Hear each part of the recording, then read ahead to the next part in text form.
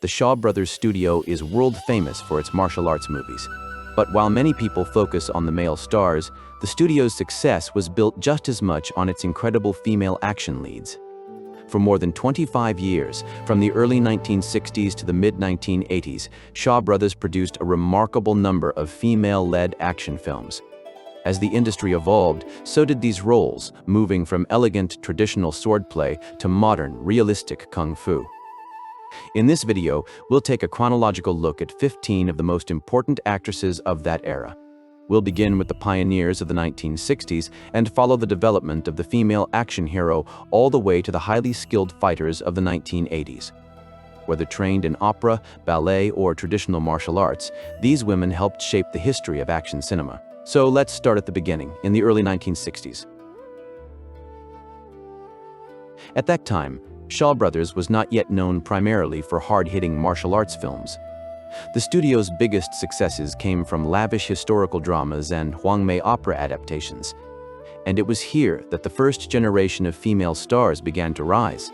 Actresses like Ling Po and Margaret Tu Chuan became household names, not as warriors, but as tragic lovers and operatic heroes.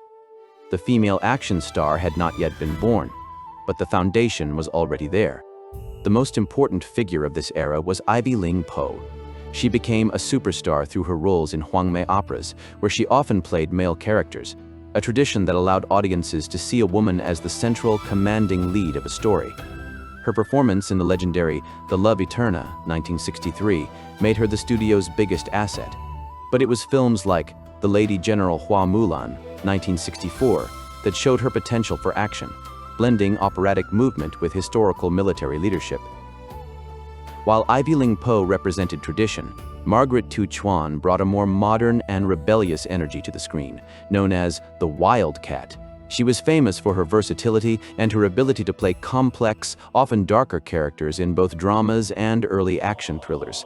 Whether she was starring in the modern spy action film The Black Falcon, 1967, or the Hwangmei opera Madam White Snake, 1962, her strong screen presence proved that Shaw's actresses could be much more than just delicate heroines. These two stars proved that a female lead could carry a blockbuster.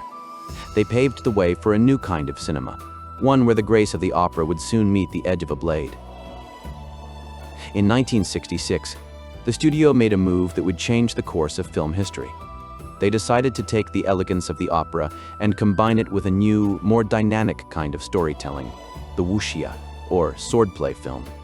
To lead this revolution, they chose a young actress with a background in ballet rather than opera. Her name was Cheng Pei-pei.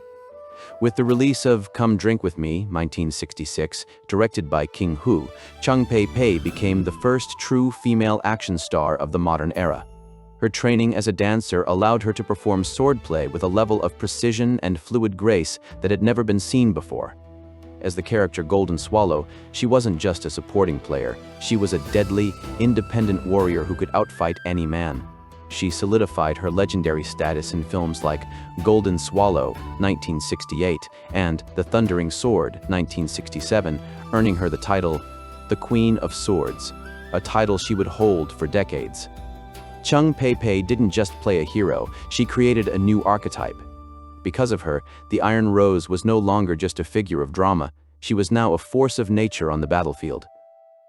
The success of Come Drink With Me opened the floodgates. Shaw Brothers realized that female-led action wasn't just a trend, it was a gold mine. But they didn't just stick to one formula. In the late 1960s, the studio introduced a diverse range of actresses, each bringing a unique personality to the rising genre of action cinema. Known affectionately as Bunny, Chin Ping represented the softer side of the Wuxia boom. She often played the Xia Nu, the righteous lady knight, whose delicate appearance hid a fierce fighting spirit. She was a key player in the early Wuxia revival with films like Temple of the Red Lotus, 1965, and became a fan favorite in the epic ensemble piece, The Magnificent Trio, 1966. She proved that you didn't have to look like a hardened warrior to be a hero.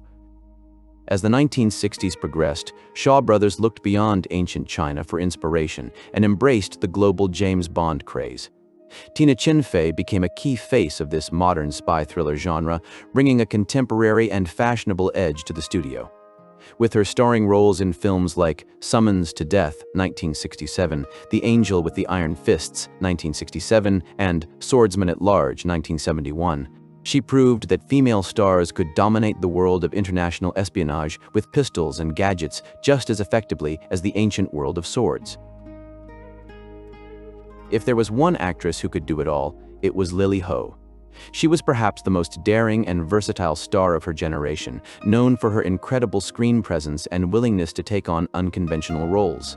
She first made a name for herself in the Wuxia actioner The Night of Nights, 1966, but it was her ability to switch genres that truly set her apart. She became an ace as a Bond-style super spy in Angel with the Iron Fists, 1967, and later showcased her immense star power in the massive war epic The 14 Amazons, 1972. Lily Ho was a true chameleon of the studio, proving she could be glamorous, masculine, or deadly depending on what the role required.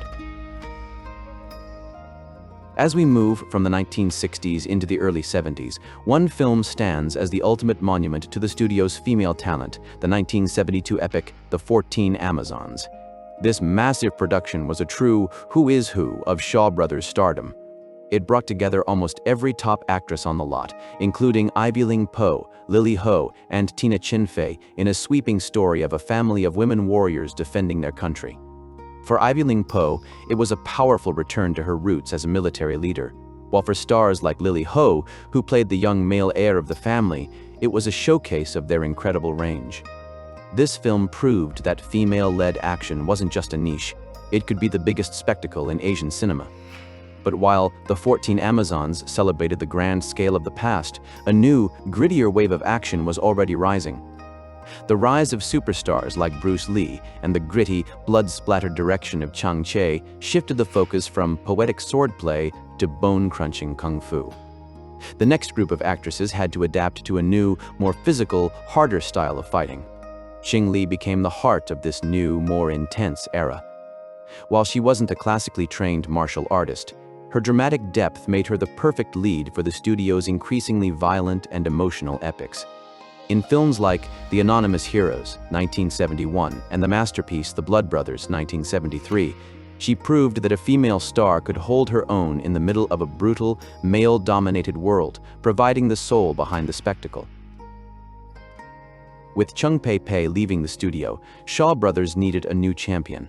They found her in Shih Szu, a young talent with incredible technical precision. She was officially introduced as the next big star in The Lady Hermit, 1971, where she fought alongside Cheng Pei-pei in a symbolic passing of the torch. Her speed and agility in films like The Black Tavern, 1972, or Lady of the Law, 1975, showed that the next generation was ready for the faster pace of 70s action. If Shih Szu was the successor of Grace, Lily Lee was the master of power. Transitioning from a background in dance to hardcore martial arts, she became one of the most capable fighters in the studio's history. Her legendary performance in Executioners from Shaolin, 1977, where she uses her powerful leg techniques to defeat a formidable villain, remains one of the most iconic moments in kung fu cinema. She also showcased her range in early 70s hits like The Wandering Swordsman, 1970. By the mid-70s, director Shou Yuan introduced a more mysterious and stylized form of wuxia. Tanny Tien-Ni was the perfect muse for this atmospheric era. She brought a sense of danger and mature elegance to complex martial arts mysteries like The Magic Blade, 1976, and The Battle Wizard, 1977. She didn't just fight, she commanded the screen with a cold, lethal charisma that defined the femme fatale of martial arts. Rounding out the decade was Candice Yu, who represented the visual peak of the late 70s. She often played refined, almost supernatural characters who were highly skilled in combat. Her work in stylized classics like Death Duel, 1977, The Sentimental Swordsman, 1977, and Heaven's Sword and Dragon Saber, 1978, helped bridge the gap between the classical tradition and the high-speed action that was coming in the next decade. As the 1980s began, martial arts cinema reached a new level of complexity.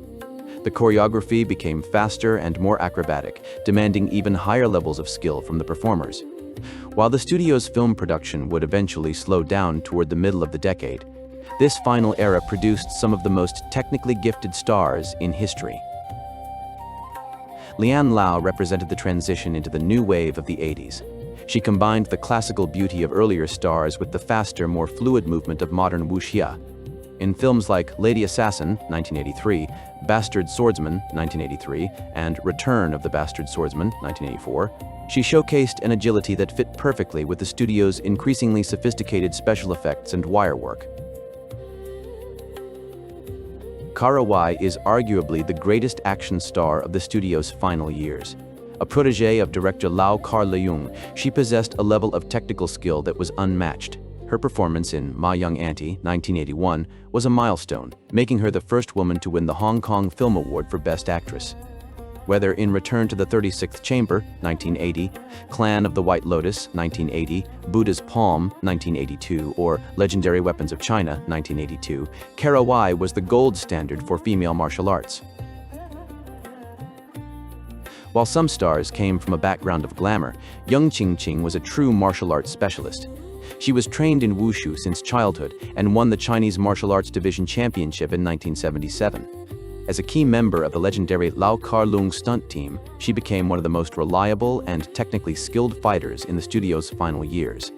Yeung Ching-ching showcased her versatility in martial arts classics like Clan of the White Lotus, 1980, Treasure Hunters, 1981, Lady Assassin, 1983, Holy Flame of the Martial World, 1983, and worked alongside other top stars in the 8-diagram pole fighter, 1984.